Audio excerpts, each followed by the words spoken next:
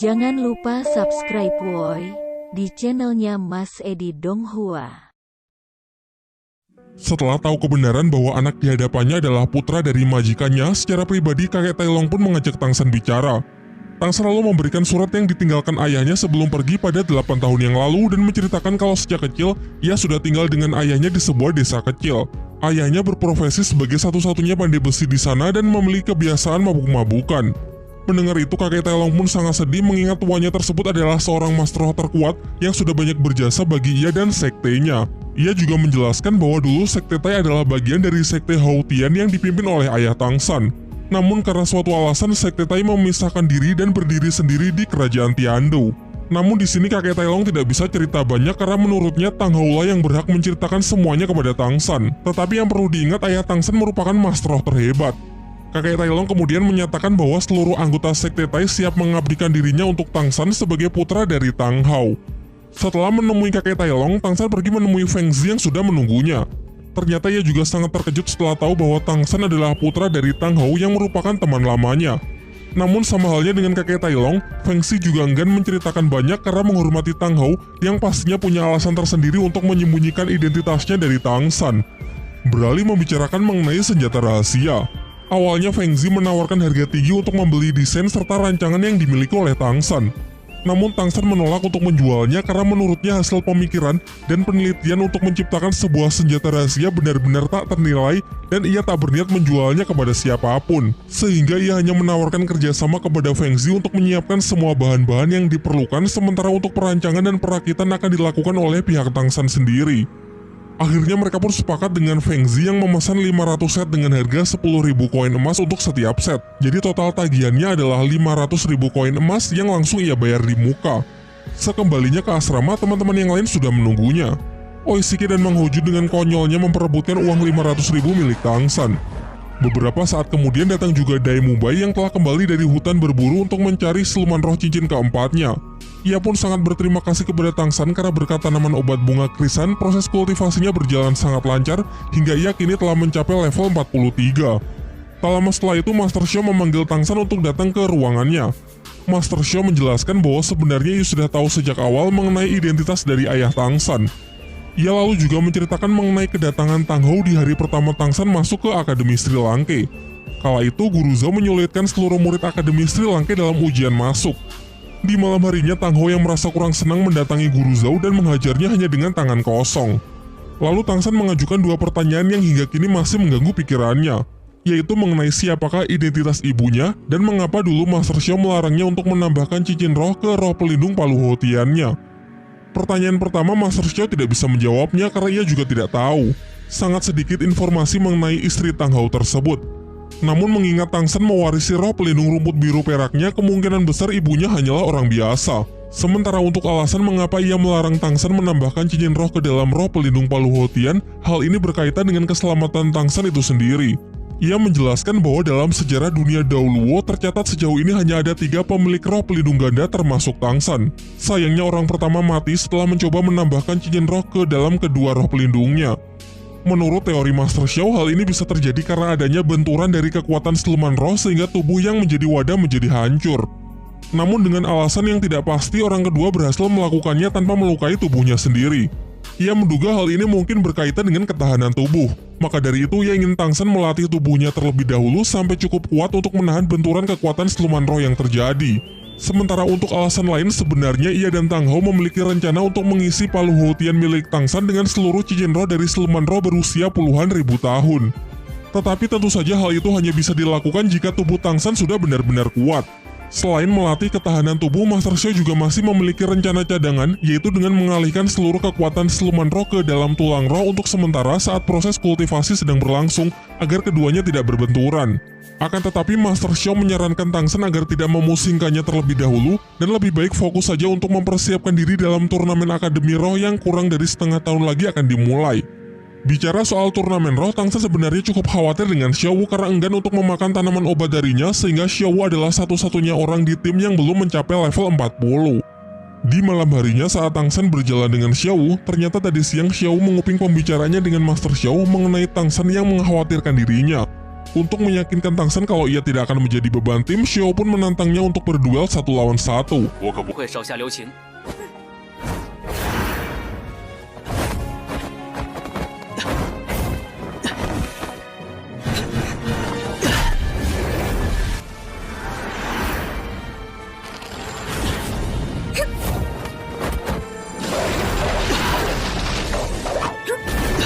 竟能在局限情况下连续发动对攻。 Setelah pertarungan itu, Tang San menjadi lebih tenang karena perkembangan Xiao meski tanpa tanaman obatnya cukup mengesankan. Xiao kemudian meminta kepada Tang San untuk membantu menyisirkan rambutnya yang berantakan pasca pertarungan tersebut, menggunakan sisir yang ia katakan adalah satu-satunya peninggalan dari ibunya yang meninggal saat ia masih kecil. Xiao teringat ucapan ibunya dikala ia masih kecil yang berharap agar kelak Xiao bisa bertemu dengan seorang pria yang benar-benar menyayanginya. Singkat cerita, tiba hari di mana para murid Akademi Sri Lanka telah siap untuk mengupgrade kekuatannya. Semuanya pun berangkat menuju hutan berburu untuk mencarikan siluman roh untuk semua murid kecuali Dai Mubai karena sudah lebih dulu naik level 40 dan Xiao yang tidak ingin memakan bunga dari Tang San. Perburuan berlangsung hingga larut malam namun belum ada satupun dari mereka yang sudah menemukan siluman roh yang cocok. Oleh karena itu mereka memutuskan untuk bermalam di tengah hutan dengan berjaga secara bergantian. Dai Mubai yang mendapatkan tugas berjaga meminta Master Xiao agar beristirahat karena melihat gurunya tersebut yang nampak sangat lelah. Sebenarnya alasan Master Xiao tetap terjaga karena ia masih belum punya keberanian untuk mendekati guru Liu Erlong yang mana sedang tidur di tenda yang sama. Ketika Master Xiao mulai berbaring, guru Liu Erlong yang tidur di sampingnya tiba-tiba memeluknya dari belakang lalu sambil menangis Liu Erlong meminta agar Master Xiao jangan meninggalkannya lagi. Tak lama setelah Master Xiao masuk, di luar secara tiba-tiba mereka diserang oleh seekor siluman roh berjenis kalajengking yang memiliki serangan berelemen api. Liu Erlong yang sedang sangat emosi pun bergegas keluar untuk menghajar habis-habisan siluman roh tersebut sendirian.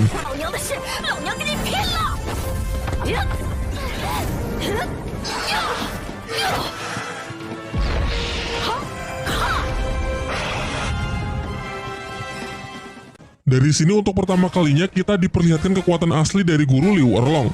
Salah satu skill terkuat dari cincin roh ketujuhnya pun ia tujukan yaitu monster berwujud naga api biru.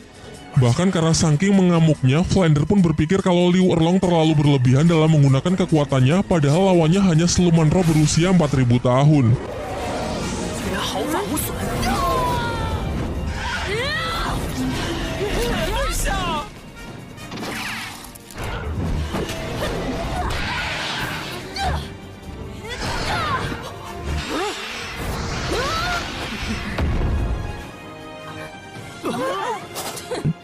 Setelah siluman itu dihajar habis-habisan hingga tak berdaya, lalu ia menyuruh Mang Hojun melakukan last hit untuk segera menyerap cincin rohnya karena basic kekuatan Mang Hojun adalah elemen api, jadi pasti akan sangat cocok dengan siluman yang satu ini. Semalaman si gendut berkultivasi untuk menyerap cincin roh keempatnya, dan kini ia telah berhasil mengunlock skill keempatnya, yaitu ledakan bola api magma. Setelah itu mereka bergegas untuk melanjutkan pencariannya menyusuri hutan. Dan tiba-tiba dalam perjalanan mereka dikepung oleh asap merah muda yang beracun. Untung saja Tang San memiliki bunga yang mengeluarkan aroma pengusir racun untuk melindungi semuanya. Dengan mata iblis ungunya ia dapat melihat bahwa ternyata mereka telah dikepung oleh ribuan kalajengking merah muda jenis siluman roh dengan racun mematikan dan selalu melakukan penyerangan secara berkelompok bersama sang ratu kalajengking yang bertindak sebagai pemimpin. Mereka menduga kalau ratu kalajengking ini mungkin adalah pasangan dari kalajengking api yang mereka kalahkan semalam. Sehingga sang ratu kini merasa sangat marah dan ingin menuntut balas. Karena dinilai terlalu berbahaya, pihak Sri Lanka pun memutuskan untuk melarikan diri menggunakan sosis terbang milik Oishike. Namun belum juga jauh terbang, guru Liu Erlong yang masih sangat emosi dengan kejadian semalam melampiaskannya dengan menghajar seluruh pasukan kalajengking tersebut.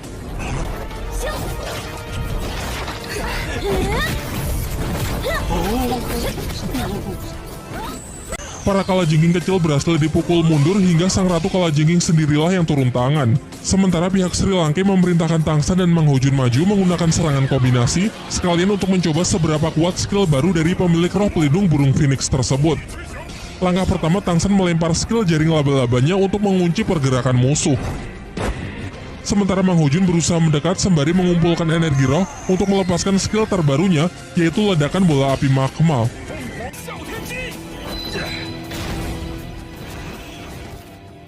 Ternyata ledakan yang dihasilkan benar-benar kuat yang dikatakan lebih kuat dari skill pukulan gelombang udara milik Dai Mubai.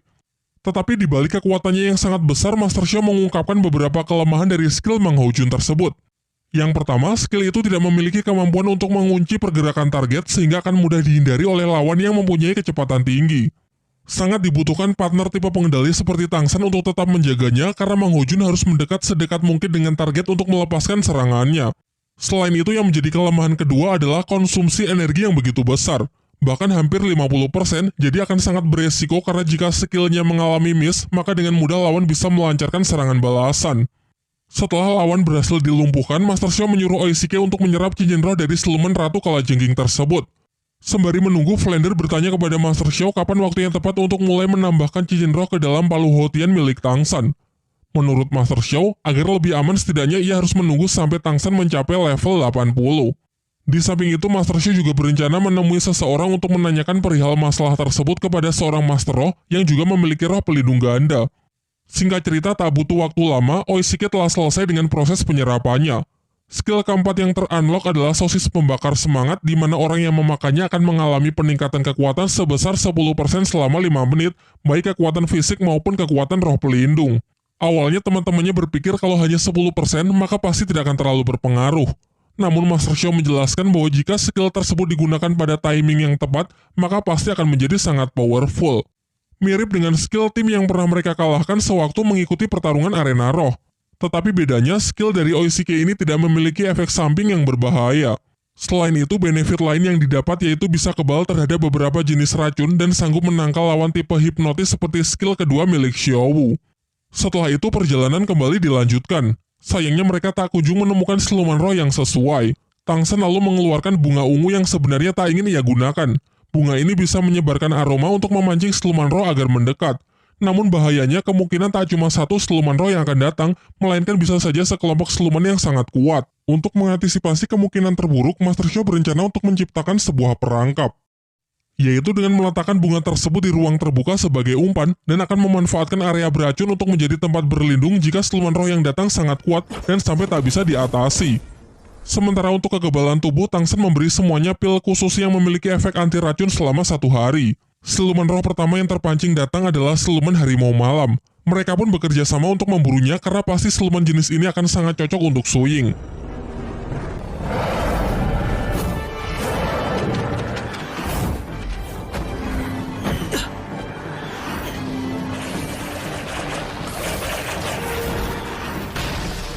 Ketika semuanya merasa telah menang melihat si harimau berhasil ditangkap oleh Tang San, ternyata sang siluman ini tak selemah itu. Makhluk tersebut kembali menyerang dengan kemampuan unik, yaitu bisa membuat bayangan pengecoh.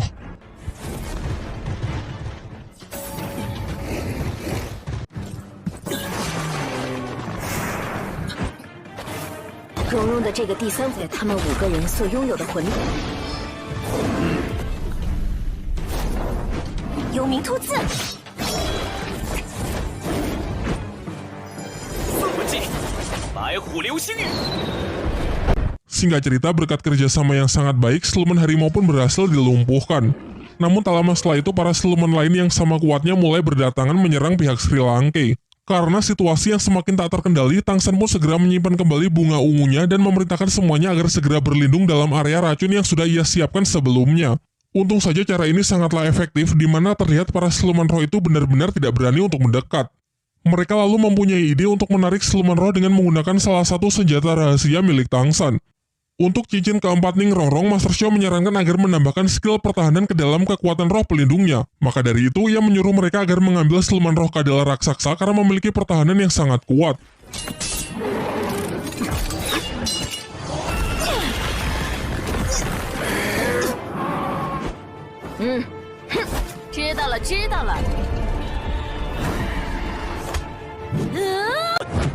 Upayanya berjalan lancar, siluman kadal itu berhasil mereka lumpuhkan.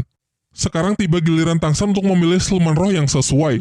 Tang San sendiri memiliki keinginan untuk mengambil cincin roh siluman laba-laba penggali. Namun keinginannya tersebut mendapatkan tantangan keras dari Master Xiao karena resikonya terlalu tinggi. Sudah jelas Tang San tahu kalau siluman laba-laba penggali itu berusia lebih dari 10.000 tahun, yang mana kekuatannya terlalu besar untuk bisa diserap oleh kapasitas tubuh Tang San saat ini.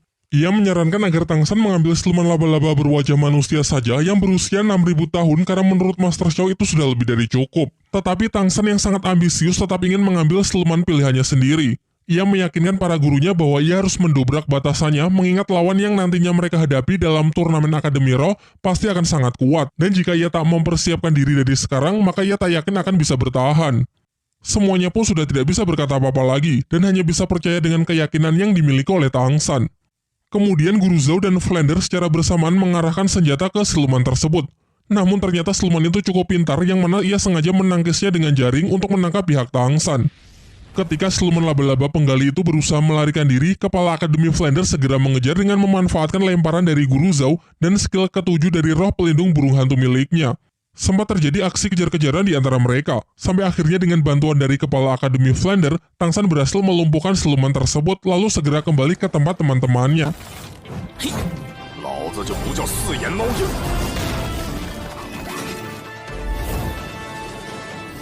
Sementara itu di tempat teman-temannya, siluman laba-laba berwajah manusia ternyata mengamuk dan berhasil menyerang Xiao Wu. Sayangnya Tang San yang baru saja kembali tidak sempat untuk menolongnya.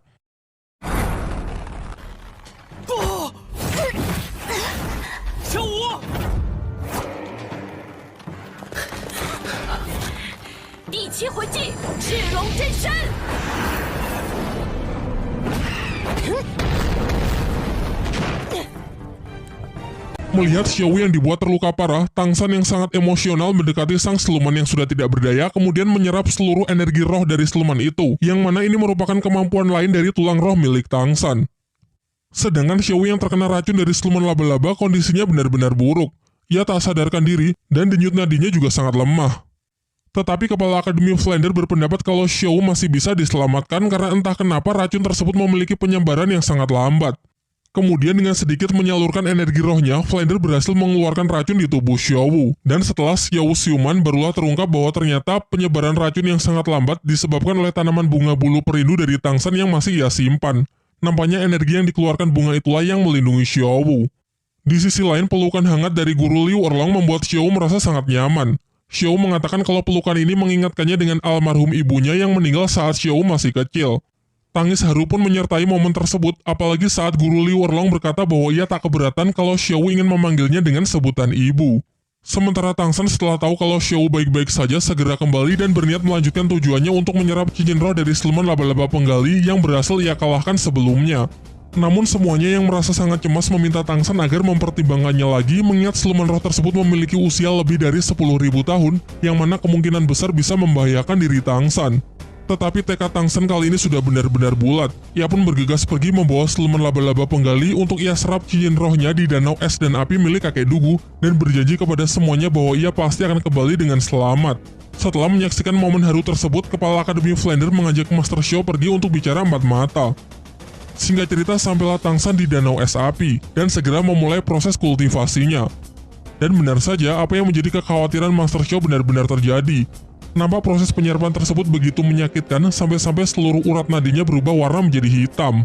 Di dalam tubuhnya mengalami gejolak yang luar biasa hingga pada akhirnya karena beban yang terlalu berat, energi roh Tang San pun mulai padam. Diperlihatkan tubuhnya seperti mati rasa dan pikirannya terlempar ke masa lalu saat ia terjatuh ke dalam lembah neraka.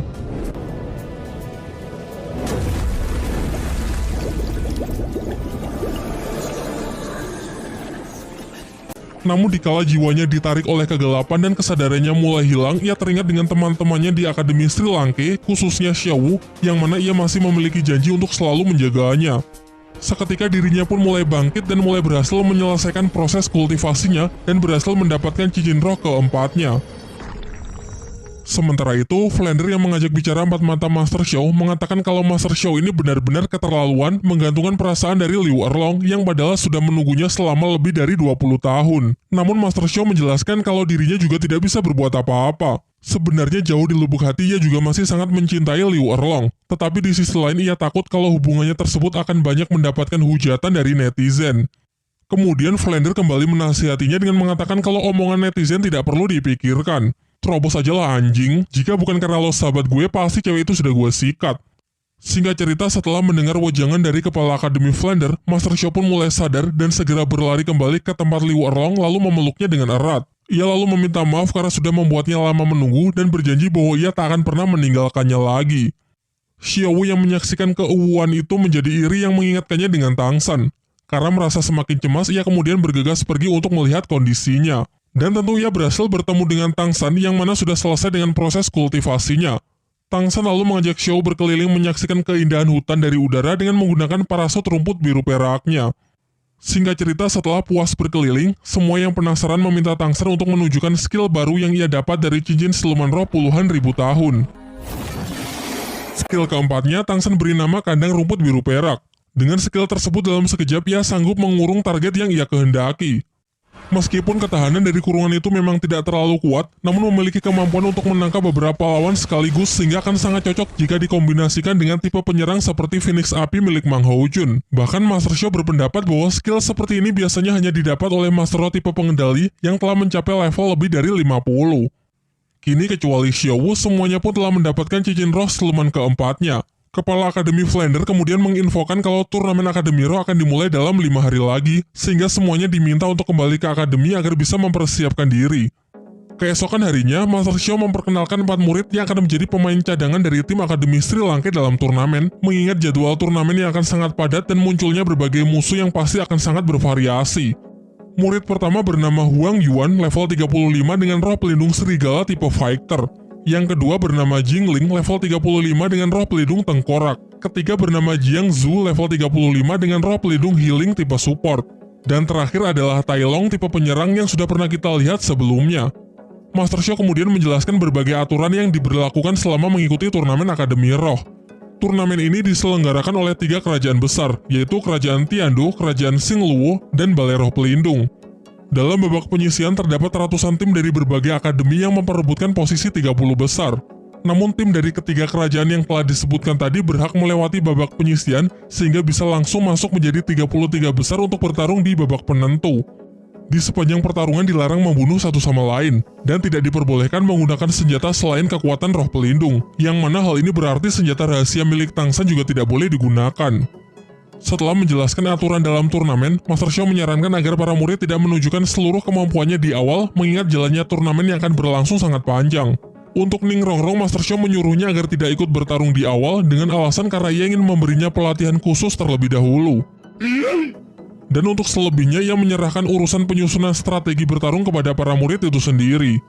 Tak lama setelah itu, Kepala Akademi Flander datang dengan membawa seragam akademi yang ia desain sendiri untuk nantinya dipakai oleh para murid dalam mengikuti turnamen. Semuanya pun mengeluhkan seragam tersebut karena memiliki desain yang sangat norak. Namun karena sudah terlanjur dibuat, mau tidak mau mereka harus tetap mengenakannya. Singkat cerita, hari turnamen pun telah tiba. Babak penyisian yang ditampilkan kali ini diselenggarakan di Kerajaan Tiando yang diikuti oleh 28 tim dari berbagai akademi. Setidaknya babak penyisian diadakan di 6 tempat berbeda mengingat ada ratusan jumlah tim yang berpartisipasi. Nantinya dari 28 tim di sini akan diambil 5 tim terbaik sehingga total akan ada 30 tim yang akan maju di babak penentu, tidak termasuk 3 tim dari 3 kerajaan besar yang mana memang dibebaskan dari babak penyisihan. Diperlihatkan banyak wajah lama yang hadir dalam acara tersebut seperti kepala desanya Tang San, Meng Yiran bersama kakek neneknya, tim badak yang dulu pernah Tang San kalahkan dan masih banyak lagi. Di menara paling atas terdapat 3 tamu undangan terhormat yang memberikan sambutannya dalam pembukaan turnamen Akademi Roh terbesar di dataran Daoluo tersebut. Yang pertama ada Ning Fengzi, pemimpin dari sekte klan Cahaya Kibau yang sekaligus ayah dari Ning Rongrong. Kemudian ada Master Roh perwakilan dari Kerajaan Balai Roh Pelindung yang bernama Salas. Dan tentu saja yang berada di tengah adalah Sang Kaisar dari Kerajaan Tiando. Terlihat banyak tim dari berbagai akademi elit yang memasuki acara. Setelah Kaisar Kerajaan Tiando membuka turnamen melalui sambutannya, semua tim pun diarahkan menuju gedung yang akan menjadi arena pertarungan mereka. Jenis pertarungan kali ini adalah pertarungan 7 lawan 7. Tamu undangan perwakilan dari Balai Roh Pelindung yang bernama Salas maju untuk mengundi tim mana yang akan bertarung terlebih dahulu. Setelah pengundian dilakukan, beberapa pasang tim disebut untuk saling berhadapan di putaran pertama, termasuk tim Akademi Sri Lanka yang harus menghadapi tim kedua dari Akademi Tiando. Namun yang perlu diingat, mereka ini bukan tim yang dulu pernah dilawan oleh Tang San ya. Kalau kalian masih ingat, Kerajaan Tiando itu memiliki 2 kuota untuk mengikuti turnamen. Tim utama yang diketuai oleh Yu Tianfeng mendapatkan prioritas yaitu bebas dari babak penyisihan. Sementara tim keduanya ini harus mengikuti babak penyisihan seperti kebanyakan akademi lain. Sebelum memasuki arena, Kepala Akademi Flander memberi challenge kepada murid-muridnya untuk menyelesaikan pertarungan dalam waktu 1 menit. Penyusunan strategi dipercayakan kepada Tang San. Dalam pertarungan kali ini, ia memutuskan untuk memakai dirinya, Xiaowu, Dai Mumbai, serta keempat murid cadangan yang direkomendasikan oleh Master Xiao. Kedua tim pun maju memasuki arena. Seluruh dukungan dari para penonton diberikan kepada tim kedua Akademi Tiando, sementara pihak Tang San hanya mendapatkan dukungan dari teman-teman dan para gurunya saja. Setelah mendapatkan aba-aba dari wasit, semuanya pun menunjukkan cincin rohnya. Dan tentu saja cincin roh keempat Tang San lah yang paling mengejutkan karena berasal dari siluman berusia puluhan ribu tahun. Di kursi para tamu undangan, Ning Fengzi mengatakan kepada Kaisar bahwa tim Tang San lah yang menurutnya berpotensi besar menjadi pemenang, yang mana putrinya juga tergabung di dalamnya. Ia juga menceritakan bahwa tim tersebut dulu pernah menawarkan diri untuk bergabung dengan Akademi Tiando, namun tawarannya ditolak oleh salah seorang anggota bangsawan. Kembali ke dalam arena, serentak seluruh anggota tim Akademi Tiando maju untuk melancarkan serangan. Sementara di pihak Sri Lanka hanya mengirim 3 penyerang untuk mengatasinya, yaitu Dai Mumbai, Wang Yuan, dan Tai Long. Pertempuran yang sangat sengit disajikan meskipun jelas pihak Dai Mumbai kalah jumlah. Sampai akhirnya Dai Mumbai kewalahan juga sehingga tertangkap oleh salah satu skill lawan. Ketika tim Tiando merasa bahwa mereka telah menang, dugaannya 100% salah. Justru mereka lah yang masuk ke dalam perangkap yang memang sudah Tang San rencanakan dari awal. Terlihat tak ada satupun anggota tim Tiando yang lolos dari skill keempat milik Tang San. Ditambah lagi Dai Mumbai di atas juga sudah siap untuk menyerang. Ternyata ketidakmampuannya meloloskan diri hanyalah sandiwara untuk menurunkan kewaspadaan lawannya.